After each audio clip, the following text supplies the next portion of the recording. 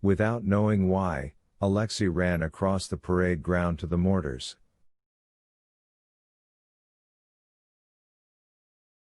They grew larger as he moved towards the line of grim, gaping muzzles. As he reached the first mortar at the end of the row, Alexei stopped and froze. Its breech mechanism was missing.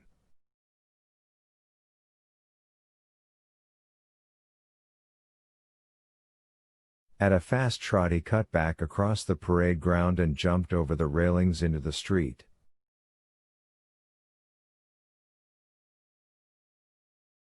Here the mob was even thicker.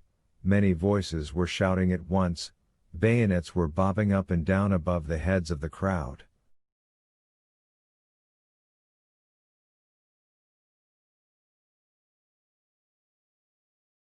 "We must wait for orders from General Kutuzov," shouted a piercing, excited voice.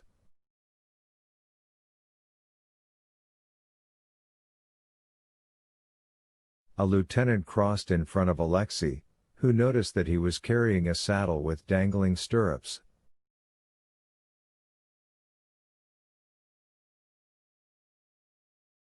"I'm supposed to hand this over to the Polish Legion." "Where's the Polish Legion?" "God only knows."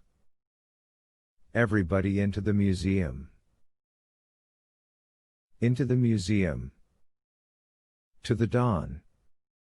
The lieutenant suddenly stopped and threw his saddle down onto the sidewalk. "To hell with it. Who cares now, anyway, it's all over," he screamed furiously. "Christ, those bastards at headquarters."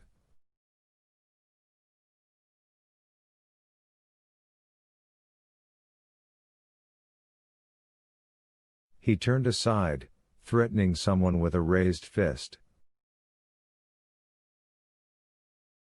"Disaster. I see now.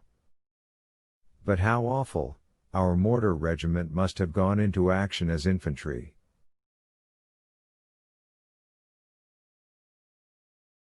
"Yes, of course. Presumably Petliura attacked unexpectedly. There were no horses, so they were deployed as riflemen, without the mortars."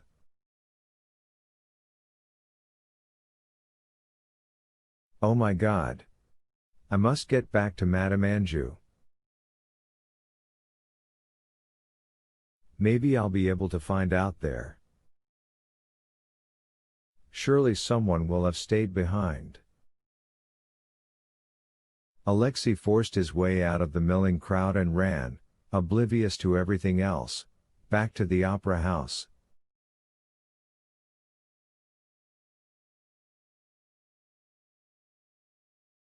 A dry gust of wind was mowing across the asphalted path around the opera house and mapping the edge of a half-torn poster on the theater wall beside a dim, unlit side entrance.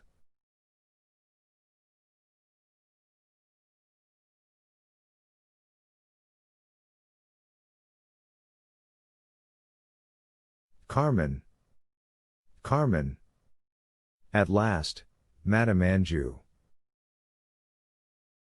The artillery badges were gone from the window, the only light was the dull, flickering reflection of something burning.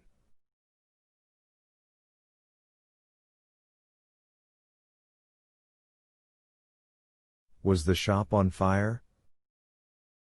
The door rattled as Alexei pushed, but did not open. He knocked urgently. Knocked again. A gray figure emerged indistinctly on the far side of the glass doorway, opened it, and Alexei tumbled into the shop and glanced hurriedly at the unknown figure.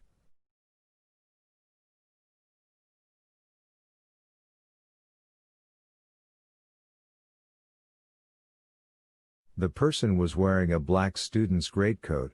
On his head was a moth-eaten civilian cap with ear flaps, pulled down low over his forehead.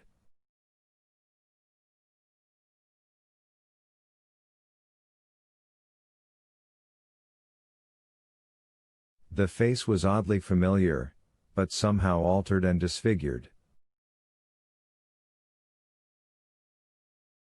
The stove was roaring angrily, consuming sheets of some kind of paper.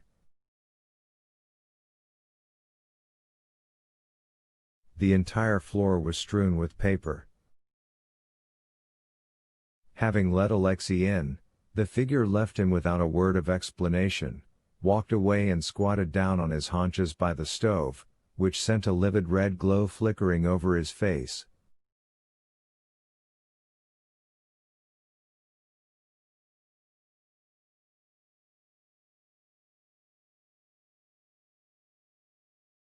Malyshev? Yes, it's Colonel Malyshev.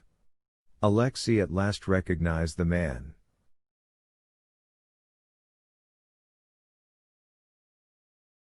The colonel no longer had a mustache. Instead, there was a bluish, clean-shaven strip across his upper lip.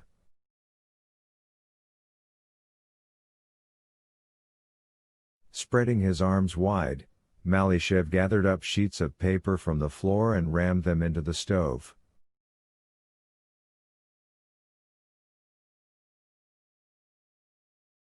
What's happened? Is it all over? Alexei asked dully. Yes, was the colonel's laconic reply. He jumped up, ran over to a desk, carefully looked it over, pulled out the drawers one by one and banged them shut, bent down again, picked up the last heap of documents from the floor and shoved them into the stove.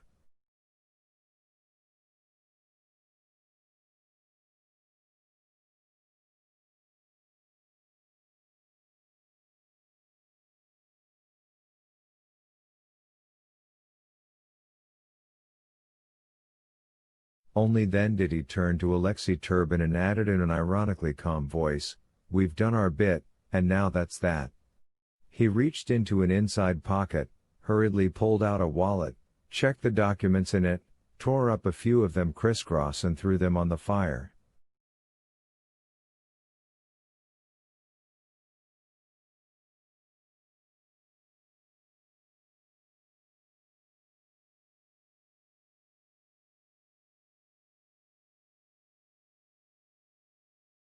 As he did so, Alexei stared at him. He no longer bore any resemblance to Colonel Malyshev. The man facing Alexei was simply a rather fat student, an amateur actor with slightly puffy red lips.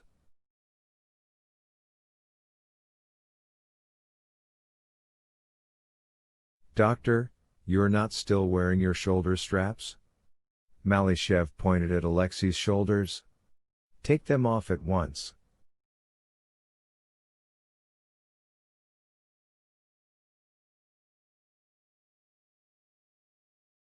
"What are you doing here? Where have you come from? Don't you know what's happened?" "I'm late, sir, I'm afraid," Alexei began. Malyshev gave a cheerful smile.